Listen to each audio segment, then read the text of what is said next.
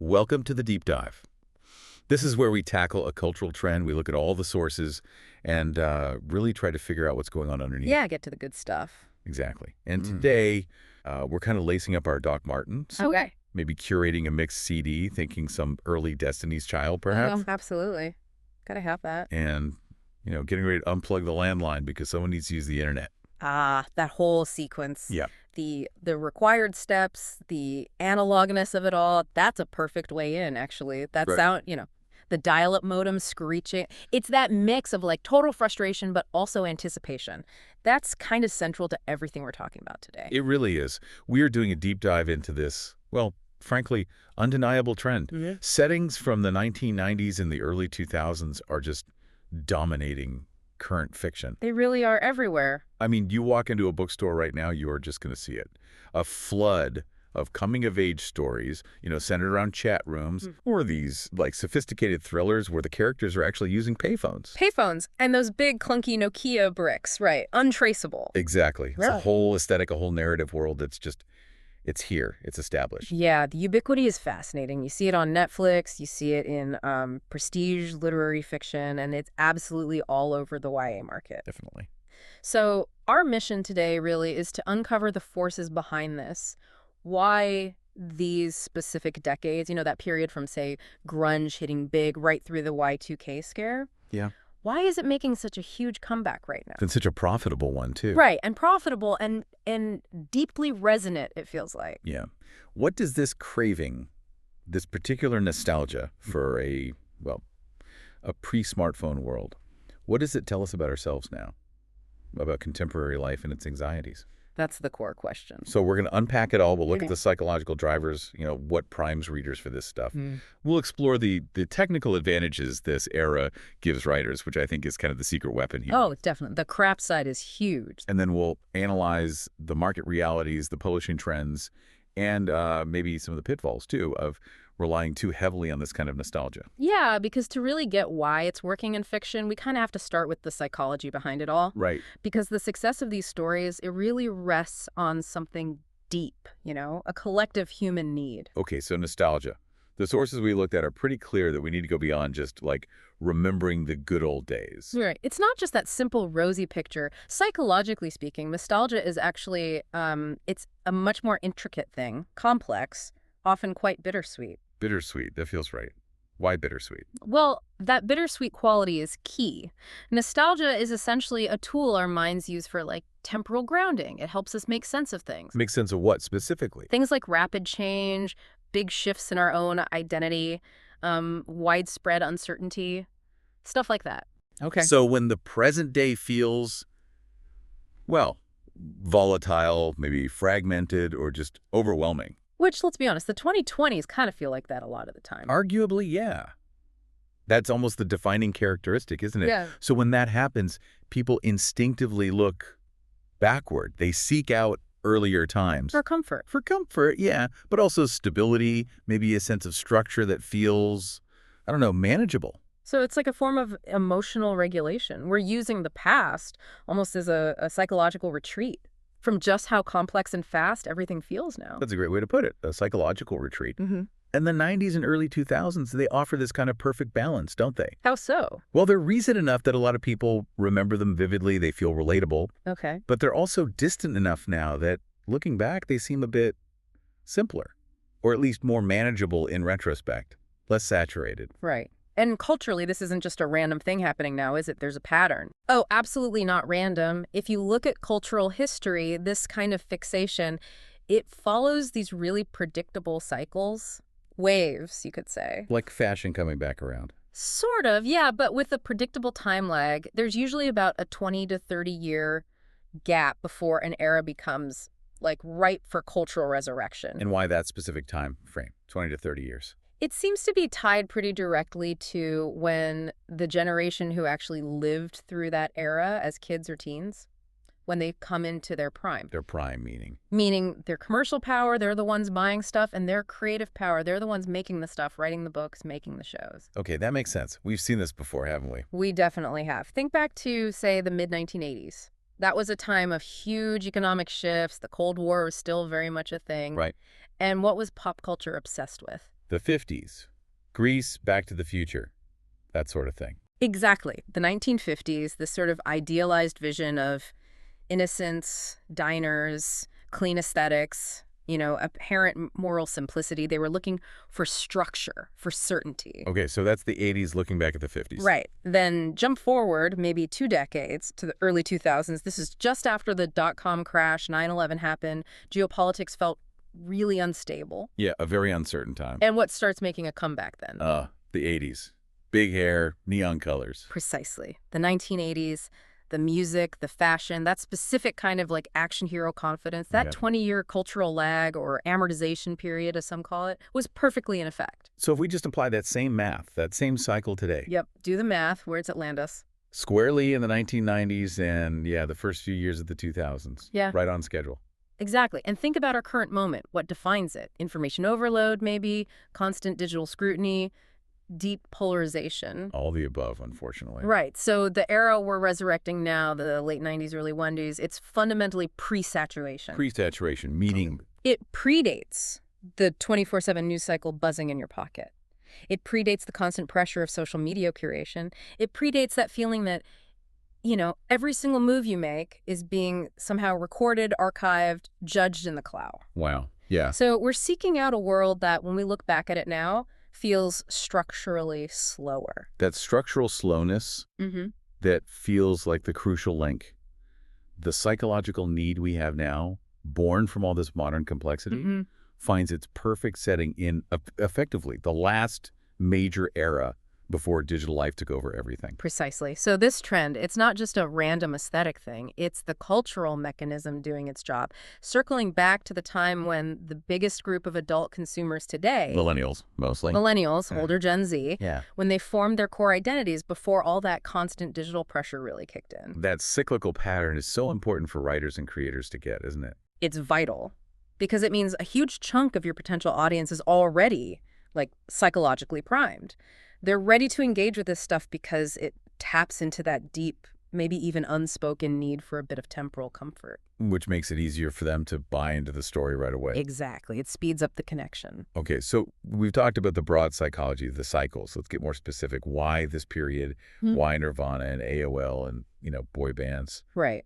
Moving from the abstract, the main engine, the thing really driving both the creation and the consumption of these novels, according to the sources anyway, it really comes down to one thing: generations. Demographics. Pure demographics. Look at who's writing the books and who's buying the books, especially, say, hardcover fiction. It's millennials, right? Yeah. People born roughly early 80s to mid 90s. Primarily, yes. And also the older end of Gen Z. These are the people who grew up in the 90s and early 2000s. That was their childhood, their adolescence, their formative years. So the writers hitting big with these settings now, they're basically tapping into their own memories. Exactly, their own shared cultural memory. And that creates this massive collective experience for the reader. It's like an instant cultural shorthand. You don't need tons of explanation. Effortless, almost. Almost, yeah. And the power of it lies in how specific those cultural touchstones are, how sensory they are. Sensory. Think about the actual physical experiences. That smell, right? The specific, slightly stale carpet and popcorn smell of a Blockbuster video store on a Friday night. Oh, man, yes. That's a core memory for a lot of people. It is. It was a rite of passage, a collective experience involving, physical choice, browsing, anticipation, things that streaming has just completely wiped out. And the tech details, too. They're not just details, are they? No, they're incredibly potent. Yeah. Because they represent these specific points of friction, especially in communication. You mentioned the dial-up modem sound earlier. Yeah, that screech. That wasn't just noise, was it? It meant you were making a commitment. You couldn't multitask easily. You were literally tying up the only phone line in the house just to check your email or go into a chat room. Yeah. Which seems insane now. It does. But that constraint, it forces characters to make certain choices that modern tech just makes irrelevant. And what about physical media? CDs, tapes? Oh, yeah. The emotional investment there was huge. Think about the effort involved in burning your first mixed CD. Agonizing over the track list. Totally. Agonizing over the track list, getting the timing right so it all fit, maybe even designing the little paper insert for the jewel case with a Sharpie. For a crush, probably. Often, yeah. Yeah. That physical, intentional act of curating something, it speaks to a level of effort, maybe even vulnerability, that just doesn't really exist when you can share a Spotify playlist in, what, 3 seconds? It's a different kind of communication entirely. Yeah. Slower, more deliberate. Exactly. And socially, too, the drama was high, but it was also deliberately slowed down by the tech limits. Like aim away messages, you mentioned those earlier. Yes. Yeah. AOA messages. For younger listeners, you have to understand this wasn't just like a quick status update on Facebook. This was like a primary tool for passive-aggressive communication. Or dramatic pronouncements. Or dramatic pronouncements. Setting a cryptic song lyric as your away message? It meant you were signaling something, maybe emotional distress, maybe social status, to everyone who looked at your buddy list. But they couldn't respond instantly. Right. It forced a delayed reaction. It was a barrier, in a way, not an instant portal. And that delay, that forced patience, that's fertile ground for narrative tension.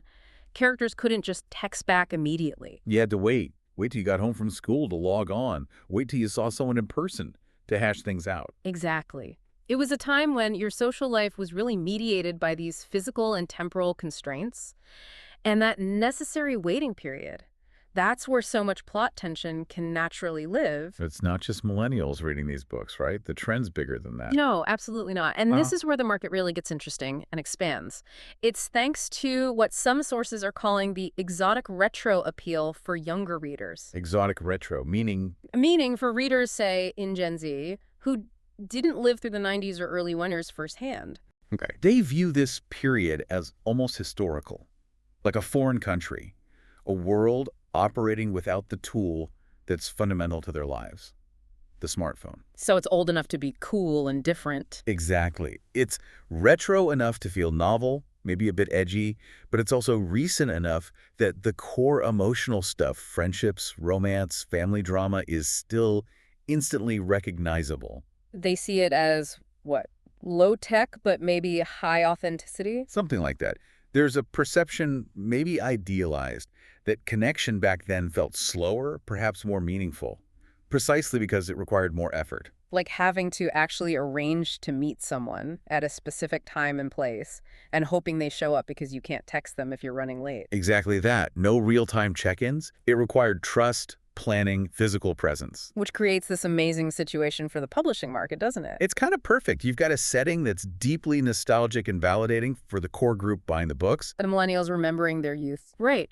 While at the same time, it offers this kind of historical escape for younger readers. It feels fresh and different to them. They get to experience through the story what teenage life was like before the pressure of maintaining a perfect Instagram feed 24/7. Yeah, before every moment felt potentially public and archived, it's a double win. Okay, this part is fascinating to me. Beyond the nostalgia, beyond the market appeal, there are real craft advantages for writers setting stories in these decades, aren't there? Oh, absolutely. This is, like you said, the secret ingredient. The resurgence of the 90s and early centers gives writers this huge toolkit.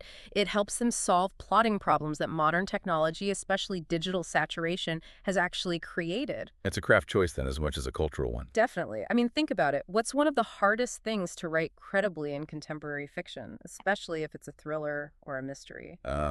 Keeping secrets. Yeah. Or having characters be genuinely out of touch. Exactly. It's the digital footprint. How do you write believably about someone in danger or a secret plot or just someone being lost in, say, 2024? When everything leaves a trace. Right. Location data on their phone, cloud backups of their messages, Ring doorbell footage, instant communication apps. It forces writers into these slightly unbelievable corners. Like the classic, oh no, my phone battery died, or oops, I conveniently smashed my phone. Cliches. Precisely. Those often feel like lazy plot devices because the default state now is constant connection and traceability. Okay, so how does setting a story in, say, 1996 or 2002 fix that? It immediately naturally solves what story analysts sometimes call the idiot plot problem. Idiot plot. Yeah, where the plot only works because characters are acting like idiots, not calling someone they should, not sharing information easily. Yeah. In a pre-smartphone setting, miscommunication, losing contact, difficulty tracking someone down, these aren't contrivances. They're just plausible facts of life for that time. So the setting itself provides the constraint. Exactly. Let's break down the main benefits. First, and this is huge, secrets last longer. How so? Well, today, a secret, a scandal, some dark hidden truth, it can be exposed instantly, right? Someone uploads a video, forwards an email, leaks a screenshot. Information spreads like wildfire digitally. Okay. But set that same secret in 1999. Now it relies on what? Physical evidence maybe, like a letter or a photo, word of mouth. Finding a specific file on a specific computer that maybe isn't even networked. Right. Much harder to disseminate. Much harder. That structural constraint allows a writer to realistically sustain tension and mystery over, say, 300 pages without making the characters seem deliberately obtuse. That makes sense for pacing.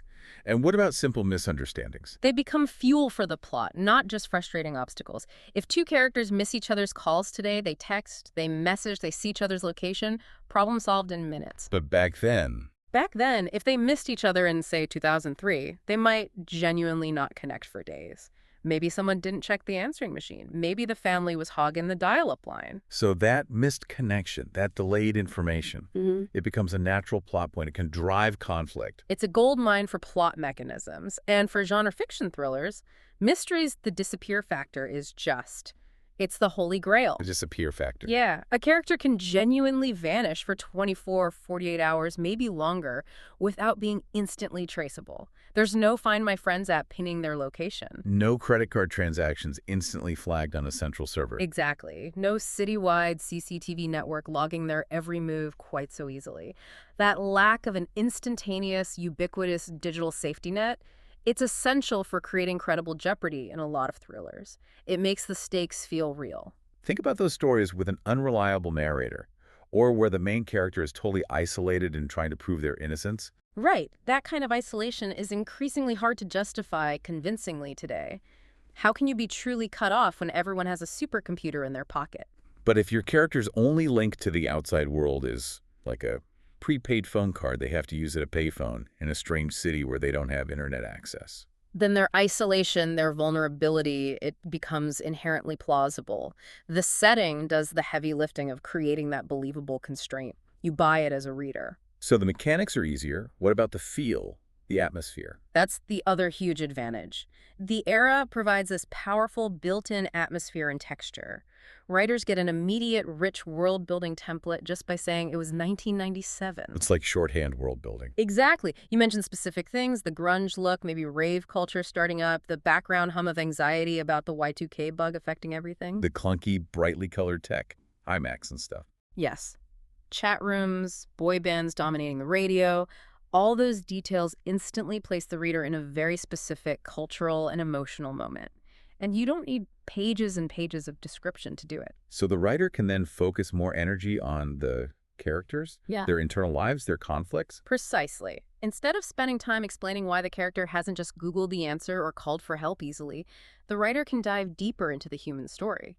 We, as readers, just inherently accept the limitations of that era. And that acceptance makes it easier to get lost in the story. It absolutely accelerates immersion. In a funny way, the constraints of the 90s provide a kind of freedom for the writer working today. Okay, let's talk about the industry side. Publishing is known for chasing trends, right? Yeah. And this 90s Sirlease's wave, it feels like more than just a few authors. It seems like a calculated market strategy now. No, it absolutely is. It's not just a coincidence or a handful of books. It's a visible, sustained shift in the industry. You can see it playing out on bestseller lists. But there are specific examples, even in books that aren't entirely about nostalgia. Yeah, definitely. Think about some big contemporary thrillers, books like Yellowface by R.F. Kuang, or even something like The Guest List by Lucy Folkley. They might be set more recently, but they often weave in specific artifacts or references from the early 2000s. Why do that? Because they know those little details, maybe a mention of a specific piece of old tech or a cultural moment, they instantly resonate with a huge chunk of the reading audience. The people buying hardcovers, it signals relevance, it signals connection. It's like a little wink to that demographic. Exactly. And we definitely need to look at the visual marketing too, the book covers. Ah, yes. You walk past the new releases table in a bookstore. And what do you see? Especially with coming-of-age fiction set in this era. Lots of bright colors, maybe. Neon pink fonts. Geometric patterns. Totally. Or graphics that look like cassette tapes, or maybe a photo filter that makes it look like it was taken on a disposable camera, fuzzy edges, that kind of thing. They're very deliberate. Highly deliberate. It's visual signaling. It acts like an emotional signpost right there on the shelf. It triggers that core demographics memory, that nostalgic feeling, before they even pick up the book or read the back cover copy. So publishers and agents are actively looking for this stuff. Oh, for sure. Agents are definitely looking for manuscripts that can leverage these settings effectively. They know that the combination of that nostalgic packaging plus the inherent plot advantages we just talked about, it makes for a very bankable product right now. We should probably also mention the influence of TV and film, right? Like Stranger Things. We absolutely have to. Even though Stranger Things is set a bit earlier, in the 80s, Right. its massive success proved, beyond any doubt, that there's this colossal, multi-generational hunger in the market. A hunger for really well-detailed, emotionally resonant stories set in a pre-digital, or at least less digital, past. It kind of primed the pump, didn't it? It totally did. It essentially trained the whole entertainment audience, viewers, readers, to crave that retro-era narrative feel. It showed the industry how potent that setting could be. Okay, so the market's driving it. Let's go back to the reader's experience. The emotional connection. For the older readers, the millennials, you said it acts like a mirror. Yeah, it's more than just recognizing old brand names. For someone who grew up in that time, reading a novel set then acts as this active mirror for their own personal history. It intensifies the connection to the story quite dramatically. How did that work exactly? Well, it's not just about remembering the artifacts like the clothes or the music. It's about the experiences. When a character in the book is maybe struggling with the decision about college or dealing with family stuff or navigating friendships around the year 2000, Okay. the reader isn't just observing that character. They're simultaneously, often subconsciously, reflecting on their own life during that same period. Their own college decisions, their own family dynamics back then. They're kind of revisiting their own youth alongside the characters. Wow, that's powerful. It really is. Think about, say, a story that features the Y2K bug anxiety. Oh yeah, that was a real thing. Will the computers crash? Mhm. Will the world end at midnight? Exactly. That feeling that things might literally collapse.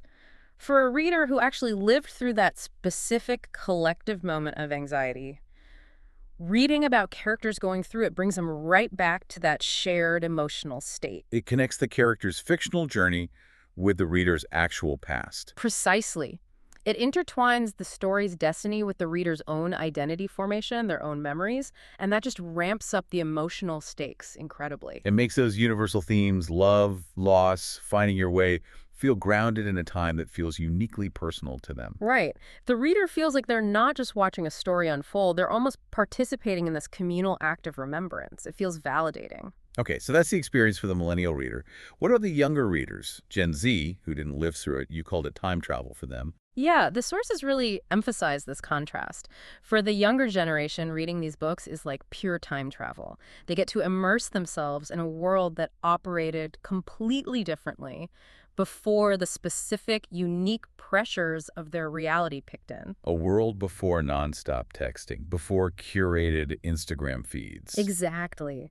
Before Google instantly answered every single question, removing all mystery, before the social dynamics of TikTok trends or Snapchat streaks even existed. So they're basically consuming a kind of cultural history lesson, but in a fun way. Sort of, yeah. It's a narrative account of how people navigated social interactions, relationships, problems, when there was actual physical friction in communication and information gathering. It offers them a glimpse into a world where maybe attention spans work differently, where boredom might have actually led to creativity because you couldn't just scroll endlessly. Perhaps.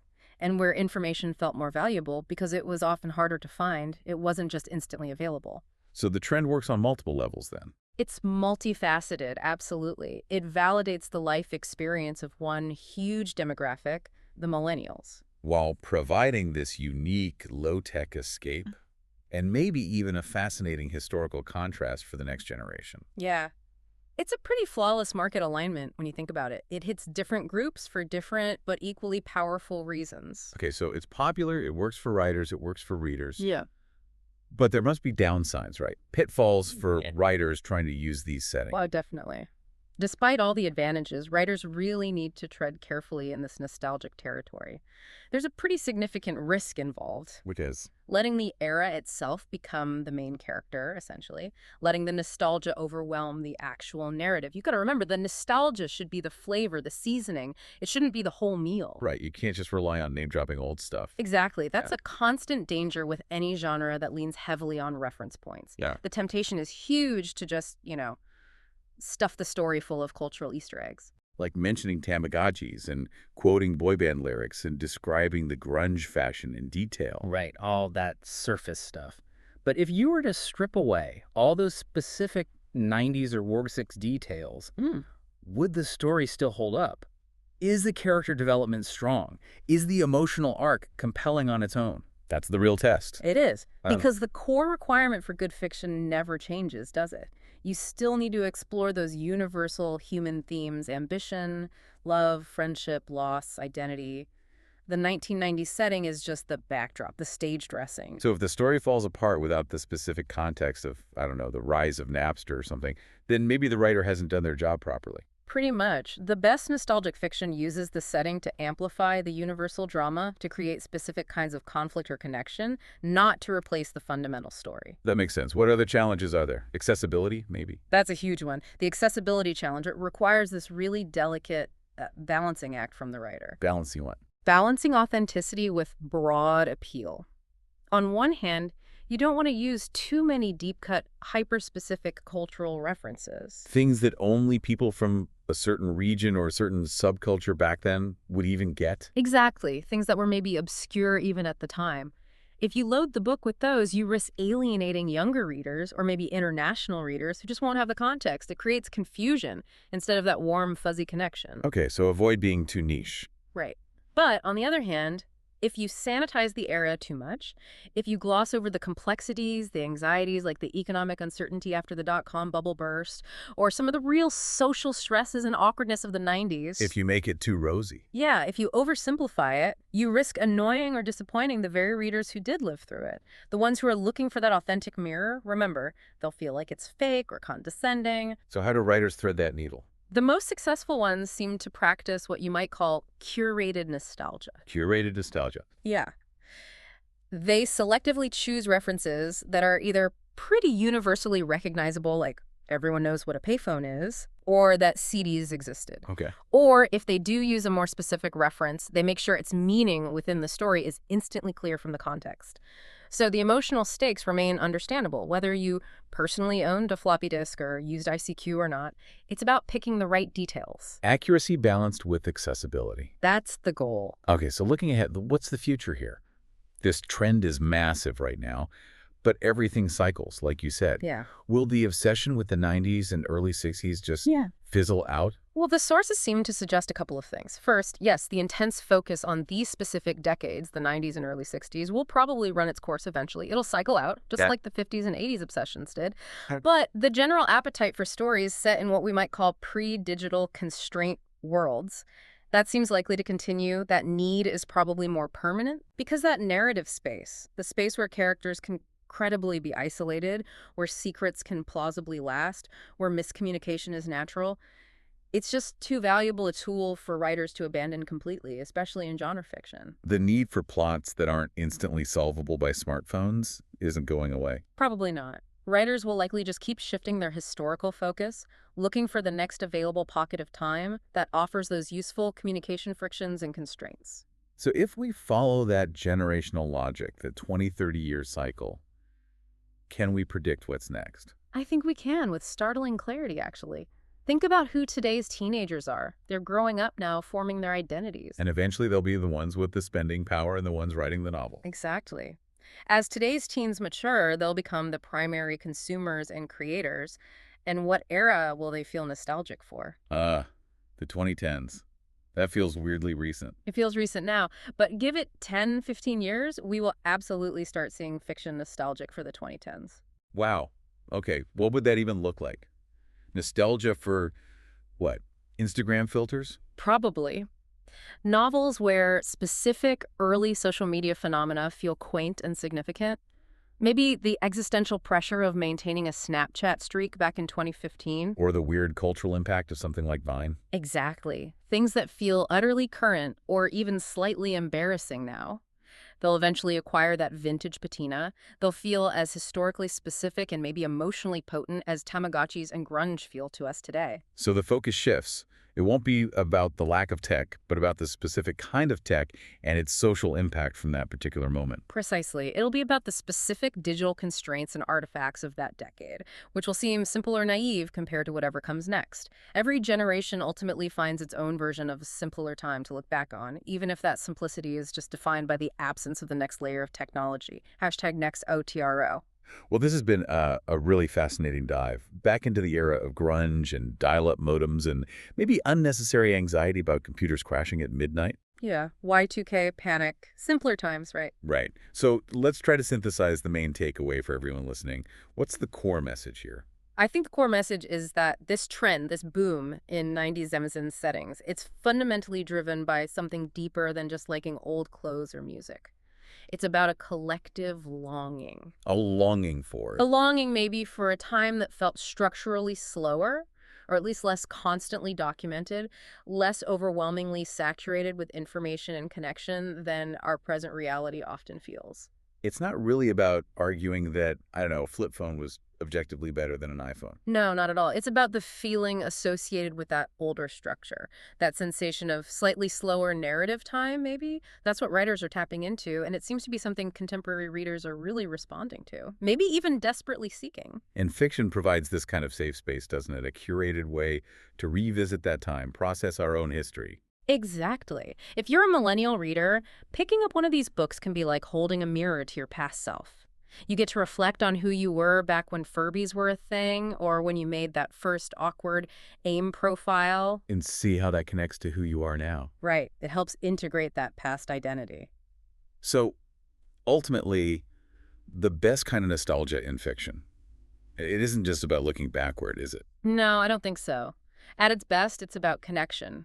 Connection to a previous version of yourself, maybe connection to a shared cultural moment that felt significant, and definitely connection to a story that, perhaps because of its constraints, feels manageable and emotionally resonant.